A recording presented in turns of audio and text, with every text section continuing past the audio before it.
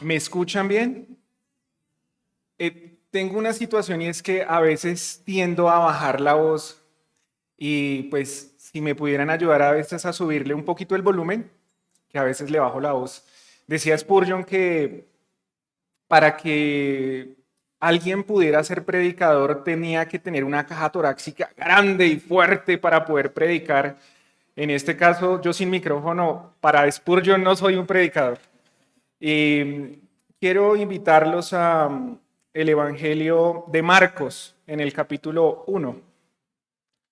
Vamos a estar meditando en los versículos 21 al 39.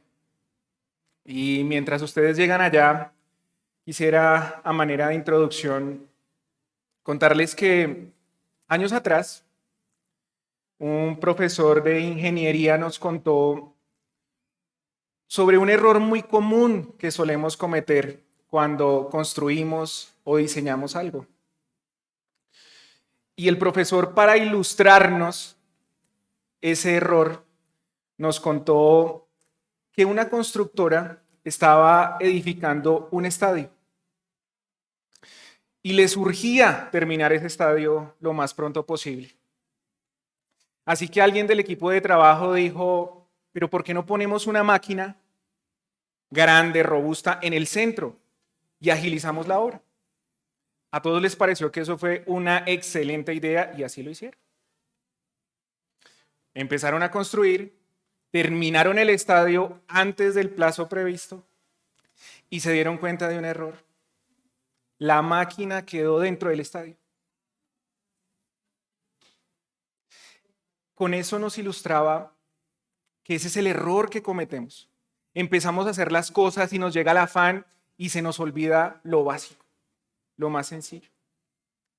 El día de hoy quiero que aprendamos cómo no perder el propósito de Dios.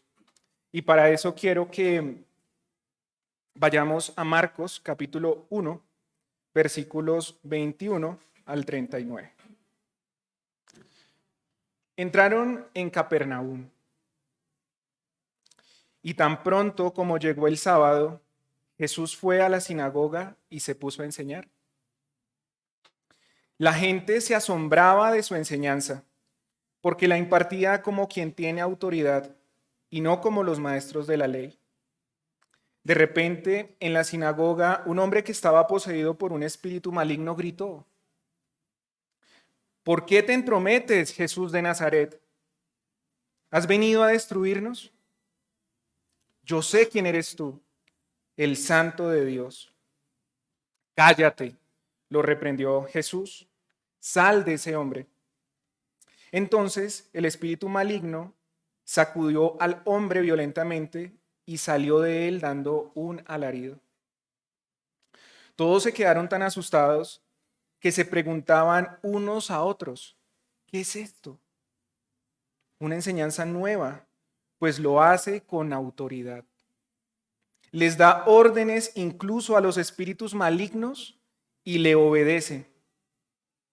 Como resultado, su fama se extendió rápidamente por la región de Galilea.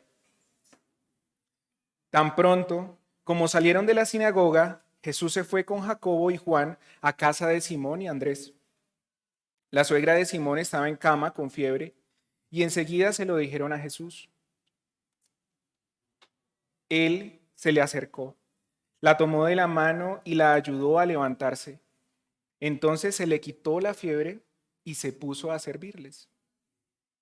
Al atardecer, cuando ya se ponía el sol, la gente le llevó a Jesús todos los enfermos y endemoniados, de manera que la población entera se estaba congregando a la puerta.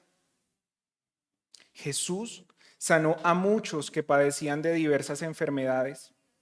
También expulsó a muchos demonios, pero no los dejaba hablar porque sabían quién era Él. Muy de madrugada, cuando todavía estaba oscuro, Jesús se levantó, salió de la casa y se fue a un lugar solitario donde se puso a orar. Simón y sus compañeros salieron a buscarlo. Por fin lo encontraron y le dijeron: todo el mundo te busca. Jesús respondió: vámonos de aquí a otras aldeas cercanas, donde también pueda predicar. Para esto he venido. Padre, yo te pido que nos permitas, Dios mío, disfrutar, Señor, de la meditación de tu palabra. Permítenos, Señor, poder entender tu palabra y poder disfrutarla, Señor. Tú eres el único que puede obrar esos grandes milagros que nosotros como simples instrumentos jamás, Señor, podríamos hacer y tampoco lo quisiéramos. Gracias, Señor Jesús. Amén. Bien, entonces, Marcos nos cuenta de un día en particular del Señor Jesús. Nos cuenta de un día que empieza desde el amanecer hasta la madrugada del otro día, como hemos leído. La historia empieza un sábado en la ciudad de Capernaum y nos dice que tan pronto llegó el sábado, el Señor Jesús empezó a enseñar. Y es que Capernaum es un lugar muy familiar para el Señor Jesús. El Evangelio de Mateo nos dice que era la ciudad de Jesús y el Evangelio de Marcos nos dice que Capernaum era la casa de Jesús. Además, 5 de sus 12 apóstoles eran de Capernaum. O sea que Capernaum, que era un lugar muy familiar para el Señor Jesús. Así que Marcos no nos dice qué enseñó ese día el Señor Jesús. No lo leímos. Leemos que el Señor Jesús empezó a enseñar. Y es que a Marcos no le importa en su evangelio hablarnos tanto de las palabras que dijo el Señor Jesús, sino de los hechos del Señor Jesús. Y entonces nos dice que esa enseñanza, que no nos dice cuál fue, provocó algo en los oyentes. Asombro, pero después terror. Y que tan pronto salió de la sinagoga, se fue a la casa de Pedro. Posiblemente, ¿a qué se habrá ido? A almorzar. Seguramente Pedro le invitó a almorzar ese día. Y cuando llega a la casa de Pedro, lo primero que hacen es decirle: Señor, la suegra de Pedro está enferma. Y no fue como algo así como que, oiga, sí sabe, ¿no, Señor? Qué vaina. La suegra de Pedro se enfermó, ¿no? No. Fue con urgencia. Señor, la suegra de Pedro está enferma. Ayúdanos. Así empezó el almuerzo. Entonces empieza la tarde y nos dice que en el transcurso de la tarde empieza a llegar la gente. Le empezaron a traer familiares enfermos y también algunos que estaban endemoniados. Y así pasó la tarde el Señor Jesús, sanando y expulsando demonios. Como ya lo mencioné, Marcos no le interesa tanto decirnos las palabras, los hechos, ¿no? Pero Mateo sí le interesa mucho decirnos quién es ese hombre que hizo esos milagros. Y dice, como lo dijo el profeta Isaías, y cita y dice, este es de quien habían hablado los profetas. Hablando del mismo relato, hablando del mismo pasaje. Y también leímos que el Señor se levantó de madrugada y se fue a un lugar solitario. ¿Y qué pasó? Llegaron los discípulos a interrumpirlo, así como cuando nosotros estamos orando, ¿no? Y, papi, qué pena, lo que pasa es que yo necesito un favor, no sé, ya voy. O, mami, ¿qué pasa? Lo que pasa es que no encuentro la camisa blanca, qué pena, yo sé que estás orando, pero es que necesito la camiseta que se me perdió ayer. Y lo mismo pasó con el Señor Jesús. Mientras él oraba, llegan ellos y le interrumpen. Y es aquí donde yo me quiero detener. El Señor Jesús dice algo muy interesante. Marcos capítulo 1, versículo 38, ¿qué dice? Jesús respondió: vámonos de aquí a otras aldeas cercanas, donde también pueda predicar. Para esto he venido. Detengámonos en esa frase. Para esto he venido. Aunque sabemos que el Señor hizo muchos milagros y también hizo muchas sanidades, es el mismo Señor que nos dice que no era el propósito principal de su ministerio. Él había venido a predicar las buenas noticias. El Señor sanaba y hacía milagros por dos razones, creo yo. La primera es por su amor y compasión. Era su mirada compasiva sobre el enfermo. Ustedes han leído la Biblia que muchos de los milagros que hizo el Señor Jesús, muchos de ellos nadie se los pidió. El Señor sencillamente se acercó y sanó. Por otro lado, los milagros que hace el Señor Jesús, como también nos dice Mateo, era para mostrar que ese hombre es el Mesías, que ese hombre es el Rey esperado. Y miren que en ese mismo espacio que leímos, en ese mismo texto, cuando dice que el Señor Jesús les dice, vámonos de aquí a predicar a otro lado, es Lucas quien nos dice que en ese momento llegó toda la gente y le dijo, no, Señor, no te vayas, por favor. Y no me imagino que lo habrán agarrado, pero por favor, no te vayas. Y el Señor le dice, no, esperen, no. Yo me tengo que ir a otros lugares a predicar las buenas noticias. Y es que yo me imagino eso. ¿Ustedes se imaginan esa escena? Ya la persona que yo amaba y estaba enferma fue sanada. Y la persona que la sanó es ese Señor que está ahí. Y se va a ir. No, pues ¿cómo se va a ir? Quédese. Y acá la pregunta es, ¿y cuáles son esas buenas noticias? Porque no dice, o sí dice. Dice, y esta era la buena noticia. No, tenemos que leer qué es esa buena noticia. Y dice Marcos 1:1. Comienzo del Evangelio de Jesucristo, el Hijo de Dios. Marcos nos dice que el origen de la buena noticia es Jesús. Ese es el origen de la buena noticia. Nos dice que ese es la noticia que nosotros estábamos esperando. Esa era la noticia. Escuchaba yo una ilustración de un predicador y decía que imaginémonos que el país está en guerra.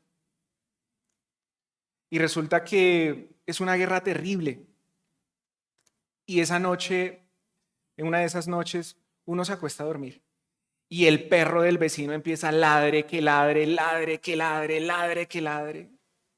Y empiezan los vecinos de al frente, bueno, no sé cómo decirlo, hagan bulla y hagan bulla y hagan bulla. Y resulta que todo se vuelve un conflicto en la noche. ¿Qué es lo que uno quiere? Dormir. Uno quiere tener paz, ¿no es cierto? Y resulta que al día siguiente sale la noticia que hay paz.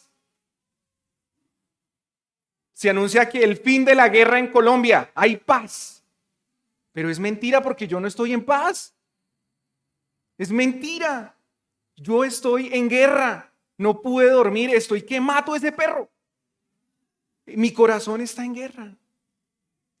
Así que el origen de las buenas noticias, de esa paz entre Dios y los hombres, empieza en Cristo. Y esa noticia es para todos. Y esa noticia también nos dice que el Señor vino a buscar y a salvar lo que se había perdido. Ahora pensemos, ¿ustedes se imaginan si el Señor Jesús solo hubiera venido a sanar y a hacer milagros? Sin predicarnos el Evangelio, sin predicarnos las buenas noticias. Yo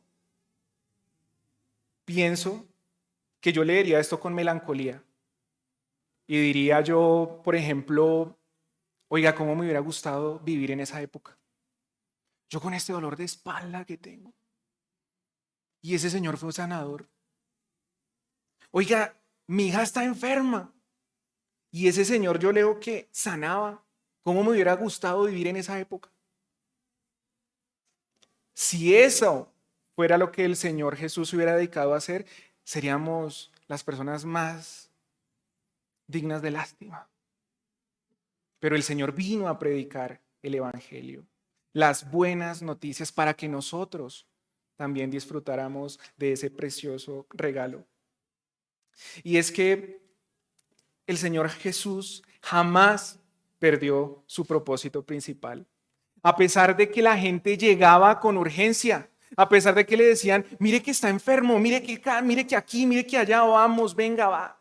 Y por eso Marcos nos cuenta un día muy difícil del Señor Jesús, que empieza desde la mañana y termina hasta la madrugada del otro día, un día ajetreado, un día duro, un día difícil, un día con hartas cosas que hacer.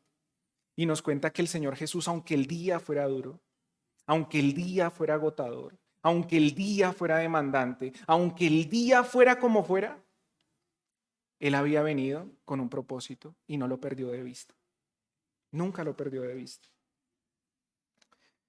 Leímos que apenas llegó el sábado, el Señor Jesús se puso a enseñar. ¿Y saben qué me llama la atención de este pasaje? Dice que la gente se asombró. Dice que la gente se asustó. Pero no leí que la gente creyó. La gente se asustaba. La gente se admiraba. La gente se llenaba de temor. Pero no leí que dijera y la gente creyó. Y cuando yo leo otro pasaje de Mateo dice, al llegar el Señor Jesús a su tierra, comenzó a enseñar a la gente de la sinagoga. Y la gente decía, pero ¿de dónde sacó este hombre tanta sabiduría? Y decían maravillados, ¿de dónde sacó estos poderes milagrosos? ¿Acaso este hombre de Jesús no es el hijo del carpintero? ¿Acaso no se llama su madre María? ¿Acaso no son sus hermanos Jacobo, José, Simón y Judas? ¿No están con nosotras sus hermanas? Así que este hombre, ¿de dónde sacó todas estas cosas? Y se escandalizaban a causa de él. Pero Jesús les dijo, en todas partes se honra a un profeta, menos en su tierra y en su propia casa. Y por la incredulidad de ellos, no hizo allí muchos milagros. Pero también leo en Juan, capítulo 7, al oír sus palabras, algunos de entre la multitud decían, verdaderamente este es el profeta. Otros afirmaban, no, es el Cristo. Pero otros objetaban, no, venga, ¿cómo puede venir el Cristo de Galilea? ¿Acaso no dice la Escritura que Cristo vendrá de la descendencia de David y de Belén, el pueblo de donde era David?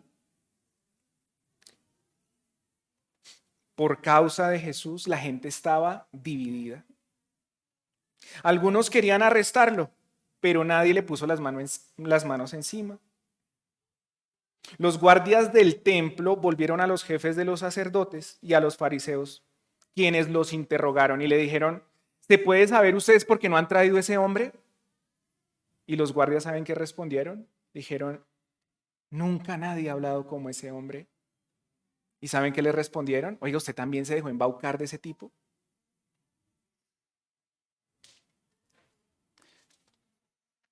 Podríamos pensar que el propósito principal de predicar es creer, ¿no? Uno puede llegar a pensar que el propósito y el fin último de la predicación es que la gente crea, ¿verdad? Pero yo leo Jeremías y Dios le dice a Jeremías, Jeremías, tú le vas a decir a la gente todo lo que yo te dije, pero no te van a oír. Y les vas a contar todo lo que has escuchado y les vas a hacer el llamado, pero no van a responder. Y entonces, ¿cuál es el fin último de la predicación?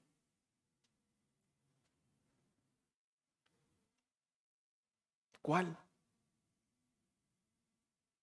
El fin último de la predicación, como el Señor Jesús nos dice en los dos grandes mandamientos, es: amarás al Señor tu Dios sobre todas las cosas, ¿verdad? Y el segundo, a tu prójimo como a ti mismo, ¿verdad? Así debe ser todo. Lo primero es Dios. Lo segundo, los hombres. El propósito principal es glorificar a Dios. Así nadie crea, así nadie escuche, así nadie atienda, así nadie acepte el llamado. El fin último es la gloria de Dios. Y ese debería ser también el propósito de nuestro corazón. Que nuestra motivación sea darle la gloria a Dios, así nadie lo vea, así nadie lo reconozca, así nadie lo valore. Y si nosotros tenemos eso claro, vamos a mantener el rumbo correcto del propósito que Dios ha determinado para nuestras vidas. Y ahora yo quisiera aplicar un poco este pasaje. Y es, yo sé que es maravilloso ver a Cristo. Y cuando nosotros vemos a Cristo, no solo nos maravillamos de Él, sino que por la gracia de Dios y por el Espíritu Santo que Él ha depositado en nosotros, nosotros tenemos la capacidad de imitarlo. Y quisiera que aprendiéramos 4 principios de cómo mantenerme firme en el propósito de Dios. Y lo primero es que para yo vivir conforme al propósito de Dios, ¿qué tengo que hacer? Debo conocerlo.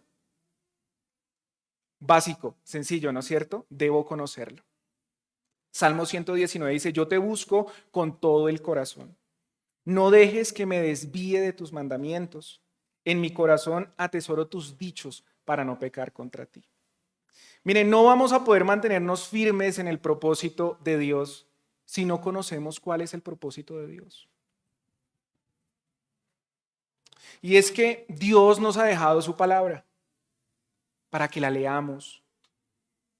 Así que lo que hoy debemos plantearnos y empezar a hacer es: hombre, empecemos a leer la Biblia. Cojamos nuestras Biblias, empecemos a leerlas. Entendamos cuál es el propósito de Dios. Si encontramos el propósito de Dios en su palabra, ¿nos vamos a perder? ¿Nos vamos a refundir? ¿Nos vamos a extraviar? No, la vamos a tener clara. Ahora, no es un conocimiento intelectual, no. Es que yo leo la palabra, obedezco la palabra, experimento la palabra y sé que es verdad. Y sé que es real. Y ya no tengo que estar esperando a ver qué me dice la otra persona, quién es Dios, qué hace Dios, cómo es Dios. No, yo lo entiendo, lo creo, lo vivo porque lo experimento. ¿Ustedes creen que el Señor Jesús sabía su propósito? Pero por favor, claro que sí. Ahora, el segundo principio es: comienza tan pronto como puedas. Dice que tan pronto llegó el sábado, el Señor, ¿qué hizo? Empezó. No pierdas más el tiempo. Ponte al frente de lo que sabes que tienes que hacer. ¿Tú sabes qué es lo que tienes que hacer o no? Yo sé que tengo que hacer como esposo. Yo sé que tengo que hacer como padre. Yo sé que tengo que hacer como creyente. ¿Y por qué no lo hago? ¿Por qué no empiezo? Mañana, no descuides la tarea que Dios te ha dado por atender cosas que sí son buenas, pero no son las más importantes. El apóstol Pablo usa una ilustración que dice, es que es hasta interesante, mira, miren con diligencia ¿Cómo andan? ¿Cuántos de ustedes se han tropezado por andar distraídos? Es que tengo cicatrices y todo. ¿Cuántos han pisado lo que no tenían que pisar por andar distraídos? Miren con diligencia cómo caminan.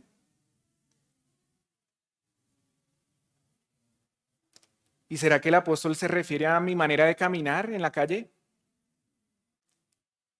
Mira cómo andas con diligencia, no como necios, sino como sabios, aprovechando bien el tiempo, porque los días son malos. No descuides lo más importante por darle espacio a lo urgente, a lo que afana, a lo que te acosa. Tercer principio, no permitas que el enemigo te desvíe de tu propósito. Del pasaje que hoy leímos, escuchamos que el Señor Jesús en varias ocasiones, ¿qué pasó con los demonios? Los expulsó y los reprendía y les decía, no, cállense, no hablen, shh, silencio. ¿Por qué? Miren que los demonios no estaban diciendo mentiras, ¿o sí? ¿Qué dijeron los demonios? Este es el santo de Dios. ¿Y eso es mentira? No es mentira. Porque el Señor quería que no dijeran eso. Bueno, pues yo leí y la verdad yo no encontré que dijera un versículo explícitamente y el Señor no quería que dijeran eso por tal. No lo leí. Pero entiendo que el Señor no quería que ellos hablaran porque eso iba a entorpecer la labor que él estaba haciendo. Él estaba predicando, estaba haciendo todo lo que estaba haciendo y que estos demonios se pusieran a decir este tipo de cosas iba a entorpecer el propósito determinado por Dios. Ahora,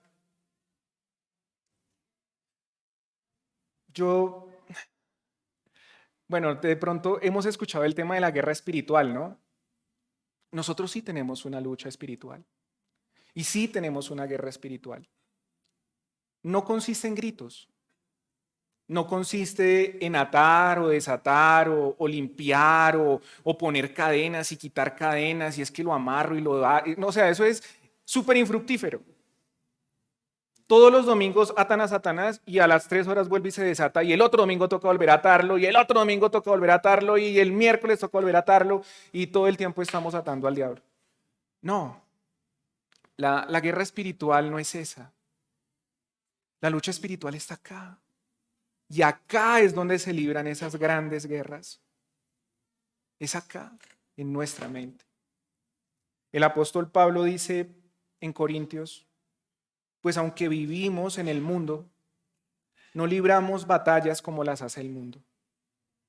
Las armas con las que luchamos no son del mundo, sino que tienen el poder divino para derribar fortalezas. Destruimos argumentos y toda altivez que se levanta contra el conocimiento de Dios. Y llevamos cautivo todo pensamiento para que se someta a Cristo.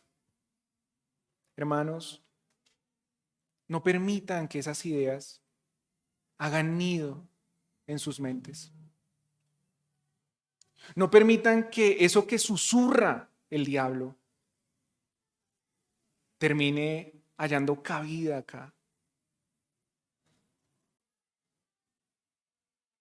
Debemos pelear esta buena batalla. Debemos luchar esta verdadera batalla, fortaleciéndonos en el poder de su Espíritu.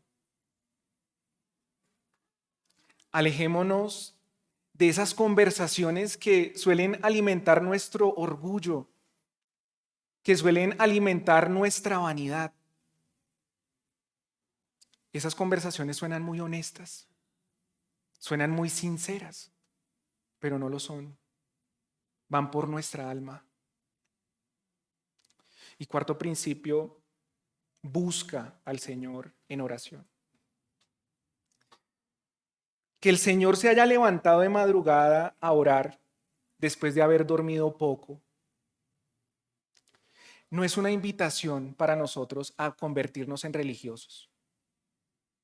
Tampoco es una invitación para que nos llenemos de disciplinas duras, difíciles, que saben qué pasa al final de uno ser así, con esas disciplinas rigurosas y religiosas, que nos volvemos orgullosos. Es que yo me levanto a tal hora a orar. Es que yo me levanto a tal día.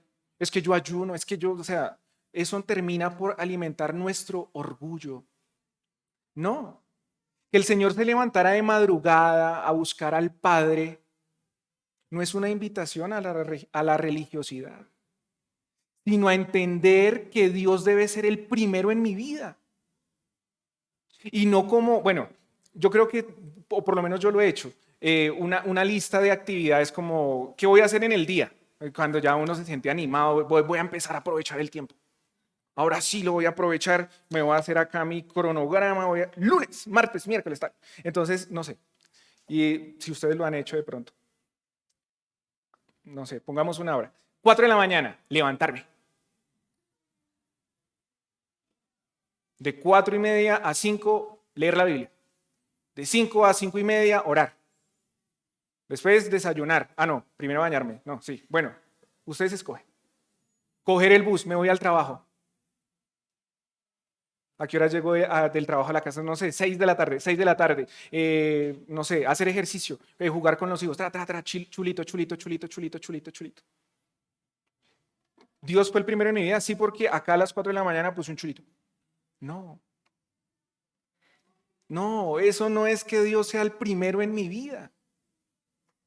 Dios tiene que ser el primero en mi vida cuando madrugo, cuando desayuno, cuando hablo con mis hijos, cuando hablo con mi esposa, cuando cojo el bus es el primero en mi vida, cuando trabajo es el primero en mi vida, cuando almuerzo es el primero en mi vida, cuando hablo con mis amigos es el primero en mi vida, cuando alguien me dice algo es el primero en mi vida, cuando aconsejo es el primero en mi vida, cuando hago ejercicio es el primero en mi vida, cuando hago el devocional es el primero en mi vida. No, no ser religiosos.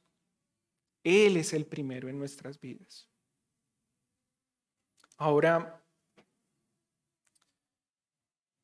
como conclusión, he hablado de propósito, de buscar el propósito, de entender el propósito, de conocer el propósito. Pero yo no quiero que nos vayamos con una idea equivocada o errónea de lo que es el cristianismo. El cristianismo no es una religión que nos pida hacer algo. Hay que hacer, hay que hacer, hay que hacer, hay que hacer, hay que hacer, hay que hacer. No. El cristianismo es un regalo. Es un ofrecimiento. No puedes hacer nada. Apenas empieces a hacer algo, ya no es gracia. Si tú haces algo, ya no es gracia. El cristianismo no se trata de hacer y hacer y hacer y hacer, no. Se trata de recibir por la fe, por pura gracia, el regalo de Cristo. Cuando yo recibo ese regalo, es decir, cuando yo confío en Cristo, yo ya no tengo que buscar qué tengo que hacer, qué tengo que hacer, qué tengo que hacer, qué es lo que tengo que hacer, qué tengo que hacer, qué tengo que hacer, esto. No, no. Tú vas a querer hacer. Tú vas a desear hacer. ¿Saben cuál es el problema que tienen los científicos ateos? Ellos dicen que la vida puede surgir de la muerte, pero eso es un absurdo. Una roca, por más que uno la mire y le mande electricidad y le haga un poco de cosas, ¿puede salir vida de una roca? Entonces, polvitos mágicos, millones de años. Y con millones de años, ¿esa piedra va a tomar vida? No. Pero Dios sí puede hacer ese milagro. Él dice que puede transformar un corazón de piedra en uno de carne. Y cuando el Señor transforme tu corazón de piedra en uno de carne y va a desear y lo va a querer agradar y va a querer hacer porque lo ama, porque vive, porque nació, porque respiró y dice quiero, quiero, quiero, quiero, quiero. No vas a tener el yugo de la ley acá en el cuello diciéndote qué tienes que hacer, sino que vas a tener el regalo de la gracia que te va a animar a decir, quiero porque lo amo. Entonces ustedes me van a decir, o sea que no se trata de hacer nada, no, tampoco. El apóstol Juan dice, queridos hijos, que el amor no quede solo en palabras, sino que demuestren la verdad por medio de sus acciones. Es la verdad el motor. ¿Ejercido por qué? Por el amor. El amor es el motor que impulsa todo lo que hacemos. Si no hay amor, no hay nada. Solo habrá un yugo pesado de leyes y de normas. Hermanos,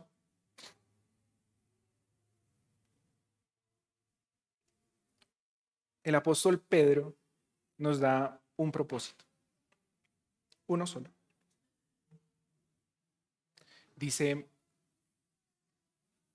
pero ustedes son linaje escogido, real sacerdocio. Reina Valera dice, pueblo adquirido por Dios. La Nueva Versión dice, pueblo que pertenece a Dios, para que proclamen las maravillas de aquel que los llamó de las tinieblas a su luz admirable. ¿Qué entendemos que cuál es el propósito para el creyente según este pasaje? Para que proclamemos las maravillas del que nos llamó de las tinieblas a su luz admirable. Hermanos, ¿ustedes saben realmente dónde estábamos? Mire, yo sé que los que estamos aquí, detrás de esos lindos trajes, detrás de esos lindos rostros, de esa ropa, de los perfumes, tenemos problemas. Tenemos situaciones que no quisiéramos estar pasando. Estamos pasando por situaciones que desearíamos no estar por ellas, estar en ellas. Hay enfermedades que nos están afligiendo, dolores en el alma que nos perturban. Pero hermanos, todo eso palidece a la realidad de que hemos sido llamados de las tinieblas a su luz. Y yo no quiero minimizar nuestros problemas. Son problemas y duelen y cansan. Hermanos, estábamos en las tinieblas. Hermanos, nuestro pago era la muerte, era el infierno, era el eternamente sin Dios. Y Dios nos trasladó de allá a su luz admirable. Hermanos, yo a veces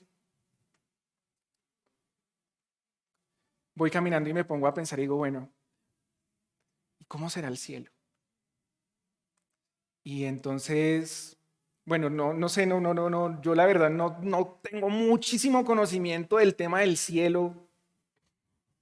Algunos dicen que el cielo es un lugar por allá después del sol. Unos lo creen fuertemente así. Hay otros que dicen que no, que el cielo va a ser acá en la tierra. Los testigos de Jehová, pues bueno, yo pienso que el cielo es el lugar donde Dios esté y si Dios ha determinado que la tierra sea el cielo, pues si Él está acá, será el cielo. Y pienso que si Dios nos va a permitir disfrutar de una tierra restaurada, A mí me gusta montar cicla. De pronto a ustedes les gusta jugar fútbol, baloncesto, no sé. Les gusta leer, no sé, muchas cosas. Hermanos, esto es un punto en la vida. Si el cielo es estar con Él en una tierra restaurada, perfecta, maravillosa, donde voy a disfrutar de Él, digo, Señor, mi paga era el infierno. Mi paga era la condenación. Pero tú, Señor, me has quitado de aquí y me has pasado acá. Y ahora, ¿cómo no voy a proclamar lo que el Señor ha hecho en mi vida? Hermanos, vayámonos con ese propósito hoy. Proclamemos las maravillas del Señor. Cuando pensemos en nuestros problemas, digamos, sí, son problemas. Ah, pero Dios me sacó de las tinieblas a su luz admirable. Y lo voy a proclamar. Amén. Padre, gracias porque el Señor Jesús es el mayor de los ejemplos en cuanto a todo. Señor, no queremos desviarnos, perdernos en tantas cosas que parecen urgentes, con tanto afán, con tanto estrés. Señor, gracias porque nos muestras que tú viviste bajo ese principio de no desviarte, de no perder el rumbo, el propósito, a pesar de que todo el mundo fuera caótico. Señor, hoy nuestro mundo es caótico, por lo menos mi corazón es caótico. Y yo no quiero que mis hermanos y yo nos perdamos, Señor. Nos perdamos en toda esta locura, Señor. Que no descuidemos nunca lo más importante, Señor. Permítenos aprender esos grandes propósitos que hay en tu palabra, a disfrutarlos, a conocerlos, a mantenernos firmes en ellos, Señor. Padre, permítenos crecer en tu conocimiento, Señor. Ayúdanos, Dios mío, a realmente ser llenos del Espíritu Santo y a poder vivir, Señor, agradándote, dándote gloria a ti, Señor. Gracias porque a esto tú viniste, Señor, a predicar las buenas noticias. Que nosotros también seamos esos imitadores de proclamar las buenas noticias, Señor. Gracias, Señor Jesús. Amén. Amén. Muchas gracias, hermanos.